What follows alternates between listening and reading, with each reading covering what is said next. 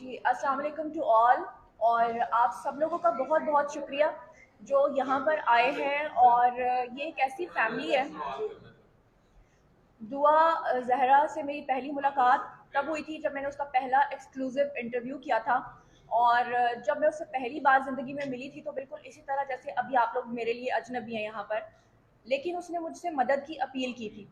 उसने जो मुझसे पहली बात की थी वो ये की थी कि जब वो कराची के शेल्टर होम में थी तो बकौल दुआ ज़हरा के उसके सिग्नेचर्स मौजूद हैं, उसकी स्टेटमेंट जो है वो जाफरी साहब जो उनके वकील हैं उनके पास मौजूद है, जिसमें उसने ये कहा था कि शहला रज़ा की तरफ से जो मिनिस्टर है वहाँ सिंध की, उनके ऊपर टॉर्चर किया जाता रहा है।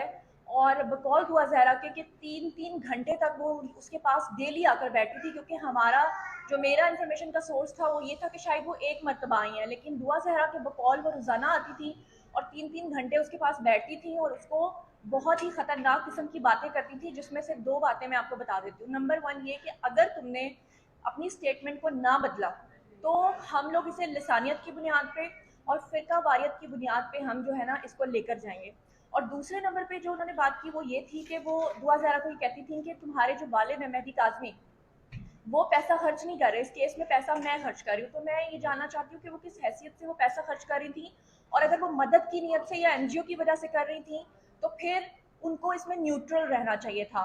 और वो खुलेआम जितने भी उनके इंटरनेट के ऊपर भी अगर आप देखेंगे जितने भी इंटरव्यूज़ मौजूद हैं व्लॉगर्स को भी, वो यही कहती हैं कि मैं अभी ज़िंदा हूँ और हर सूरत लड़की को उसके पेरेंट्स के पास भेजूंगी। जबकि दुआ ज़हरा जो है वो बालिग है, किसी अदालत ने उसको माइनर नहीं कहा और वो अपनी मर्जी से अपने शौहर के साथ रहना चाहती है। मुझसे मेरा जो इस केस में किरदार है वो सिर्फ इतना है कि बीइंग अ मीडिया पर्सन, क्योंकि मेरी एक आवाज़ है, आप लोग मेरी बात सुन सकते हैं। तो वो लड़की जो थी वो मुझसे यही कहती थी कि आप मेरी आवाज़ बने और मेरी आवाज़ जो है वो आगे पहुंचाएं, और अल्हम्दुलिल्लाह आज मैं उसकी आवाज़ आप तक पहुंचा। चूंकि हर यहाँ पर मौजूद हर शख्स इस केस को कवर कर रहा है, तो चूंकि आपने कहा कि हम आपके लिए स्ट्रेंजर और आप हमारे लिए स्ट्रेंजर हैं और दुआ ज़हरा भी आपके लिए वैसे ही स्ट्रेंजर थी। तो जब पुलिस ने उसको प्रोड्यूस किया पहली बार, तब मीडिया ट्रायल भी नहीं हुआ उसका, और पुलिस डीआईजी ऑपरेशंस के मुताबिक कोई भी शख्स के एक्सेस उस तक नहीं थी। तो आपने कैसे ऐसा मीडिया पर्सन ले लिया? बिकॉज मैं 5 साल से रिपोर्टिंग कर रही हूँ, मुझे इस चीज़ का अंदाजा है कि एक्सेस ऐसे नहीं करूँगी। आपका प्राइमरी सोर्स क्या था? जी ये जो पूछना ये चाहती हैं कि आपकी एक्सेस कैसे? जी मैं आपको बता दूं कि आपके यहाँ पे एक जर्नलिस्ट हैं मियाँ आसिफ साहब, मैं मियाँ आसिफ साहब और कुछ यूट्यूबर्स थे, हमारा सबसे पहले रब्ता हुआ था इन लोगों की फैमिली के साथ, शब्बीर जो ज़हीर के बड़े भाई हैं उनके साथ हमने सबसे पहले उनका इंटरव्यू किया था। सेकंड टाइम जब हम उनको मिले थे तो उनके तवस्सुत से फिर हम लोग मिले थे दुआ ज़हरा को। आपने जो ये सवाल किया कि अभी किसी की भी एक्सेस नहीं थी तो आपकी एक्सेस कैसे हुई, तो वो तब तक अदालत ने उसको अपने शौहर के साथ जाने की इजाज़त दी थी, या वो 20 दिन थे जब उसको इजाज़त मिली थी। नहीं, हम उसके घर पे जी हम उसके घर पे गए थे, उसके ससुराल में गए थे और वहाँ जाकर हमने उसका इंटरव्यू किया था। और सबसे पहले क्योंकि इंटरव्यू मैंने किया था और वो इस कदर घबराई हुई थी कि वो किसी से भी बात करने को तैयार नहीं थी, और उसकी रीज़न ये थी जो उसने बताई थी कि उसको बहुत डराया गया था लसानियत की बुनियाद पे, फ़िरका वारियत की बुनियाद पे, और मैंने उससे ये प्रॉमिस किया था कि आपकी जो आवाज़ है वो हम उसी तरह पहुंचाएंगे जैसे कि पहुंचनी चाहिए।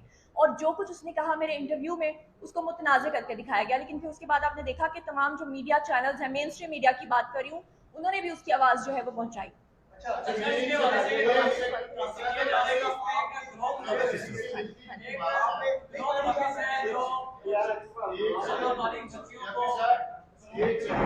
इस पूरे केस के बारे में जो भी सवालों का हम जवाब देंगे, आप एक एक करके पूछें।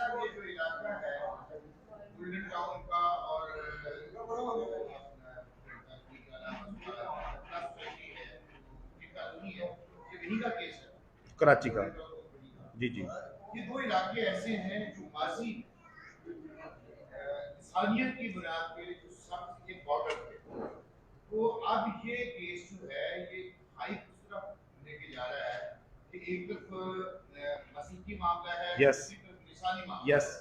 तो इसको एक तो मीडिया में बहुत हाइप दी जा रही है, दूसरा जुडिशरी और एडमिनिस्ट्रेशन क्या रोल प्ले कर रही है कि आप इसको कहाँ लेके जा रहे हैं। दुआ ज़हरा के ये अल्फाज थे, दुआ ज़हरा ने मुझे बताया सैटरडे को, ये जो सैटरडे गुजरा है दारुल उमान में, उसने कहा शैला रज़ा मेरे पास आई उसने मुझे कहा अगर तुमने अपने माँ बाप के हक में बयान ना दिया तो मैं शिया लोगों को सड़क पे निकालूंगी और ये मैं शिया सुन्नी का मसला बनाऊंगी। और आप मीडिया सारा गवाह हैं, जब 2000 आई है शिया निकले हैं सड़कों पे, शिया निकले हैं। मेरा अपना नाम अली जाफरी है, लेकिन चीजें मेरिट के ऊपर देखनी चाहिए।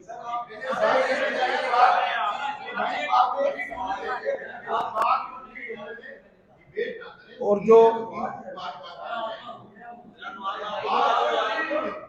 जो अदलिया का, एक मिनट जी, मैं वकील जो होते हैं वो ऑफिसर्स ऑफ द कोर्ट होते हैं।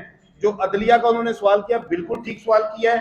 एक हाई कोर्ट या एक कोई भी अदालत जब एक मामले को निपटा देती है, दोबारा उसको रीओपन करके उसके एडवर्स फैसला नहीं दे सकती।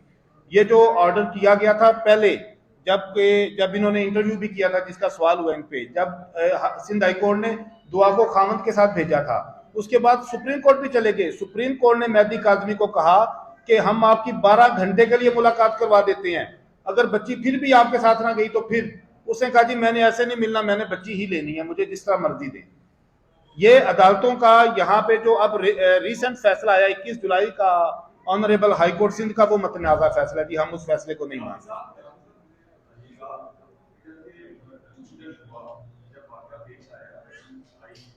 अदालत ने उसकी बच्ची के हक में फैसला दिया, अदालत ने उसकी मियां के साथ उसको जाने की इजाजत दे दी, लेकिन जब उसका एक कंट्रोवर्शियल इंटरव्यू हुआ जिसमें कुछ गैर कानूनी बातें की गई, कुछ दूसरा ब्रांड भी रखा गया, किसी को बीच में इन्वॉल्व किया गया, उसके नीचे धमकियां रखा गया, इस तरह की खून पकाक हरकतें उसके उसमें इंटरव्यू में की गई, क्या आप नहीं समझते कि उसके बाद वो केस जो है वो दोबारा के मंफी में गया? नहीं, वो इंटरव्यू देखें जी, वो ये नहीं कि मैं बताता हूँ जी, एक मिनट मैं बताता हूँ। मैडम ने भी सवाल किया कि मीडिया ट्रायल नहीं हुआ। जिस दिन 2000 घर से निकली है, मीडिया ट्रायल उसी दिन शुरू हो गया था। मेहदी काज़मी ने उसी दिन ही गैंग अगवा कहाँ है वो गैंग जी, कहाँ है? लेकिन ये जो इंटरव्यू है अभी तक जो आप इसको एंगल कर रहे हैं एज ए लॉयर, इंसानियत में, फिरकावारियत में, मुझे ये फैमिली जो नजर आ रही है, ये मसला गुर्बत और अमारत का है। आप इसको जिस ट्रैक पे डाल रहे हैं ना, उससे ये केस ज्यादा उलझेगा, ज्यादा खराब। सर मैं बता देता हूँ, देखें बच्ची कोई वहां पे मलीर कैंट के कोई 10 कनाल के बंगले से नहीं आई, 1.5 मरले के 1.25 कमरे के फ्लैट से आई है। मेहदी काज़मी कोई काम नहीं करता, ऑनलाइन क्रिप्टो करेंसी का वो काम करता है जो कि पाकिस्तान में वैसे इलीगल है। 70,000 रुपये उसकी आमदन है, ये उसकी बेटी के अल्फाज हैं। जहीर का प्लॉट था बैरिया टोल में जो 26 लाख का उसने बेचा है, किस्तों पे उसे लिया हुआ था, अपना केस लड़ रहा है।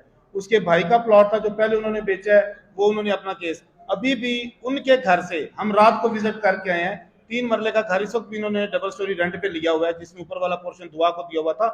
अपने पेरेंट्स से ज्यादा इन्होंने उसको खुश और आजाद रखा है। ये चीजें बिल्कुल अपनी